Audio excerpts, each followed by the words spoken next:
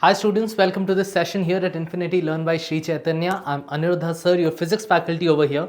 And today we are going to talk about the KCET examination of 2024. Now the KCET examination stands for the Karnataka Common Entrance Test. This is specific to the state of Karnataka. Those students from other states can also appear for it, but the Karnataka students will have a preference. They'll have some quota with regards to their government colleges in Karnataka. Now, like I said, it's a state-based test, which means it is a government examination conducted by the government body and gives access to government colleges in that state. The duration of the exam is 240 minutes, so a total of 4 hours. But again, this is split up over 2 different days, as we will cover later. The format of the exam is offline. There's no online version to this. It's purely offline over here. So you have to go to the center and give the exam. And the language of the paper can be both English or Kannada, Kannada being the native language of Karnataka. So it could be in both of them over there. The type of questions are all going to be MCQs, and the total number of questions would be 180 over there. So as you can tell, 180 questions distributed over a time span of 240 minutes. That's going to give you 1.3 minutes per question. So you can prepare accordingly.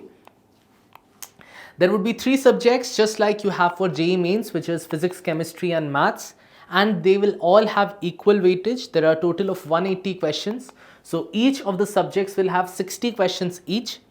The marking scheme for the MCQs on this physics, chemistry and maths is going to be +1 for correct options, and you have no negative marking. So whether you do incorrect or you leave it unattempted, you get 0 for that. So it's just +1 or 0 over there. There's only 1 attempt per year, and the date for that is 18th April and 19th April. So 18th April there is maths, and 19th April there's physics and chemistry. Just so you know, each of these subjects you have a span of just 80 minutes each. The papers are all different. Maths, physics, chemistry are all different papers, and each paper gives you 80 minutes total to finish that section up. Next is the last date for application, which is 10th Feb 2024. So make sure you fill that up before the date, and the result declaration is still tentative, but it would be roughly on the 20th of May 2024. That's still again the tentative date. It can be revised later on. So that's most of the information over here, and if you want to learn more about them, you have the link provided over here, which you can check out. It's a government link to know details about the examination even more. So that's it.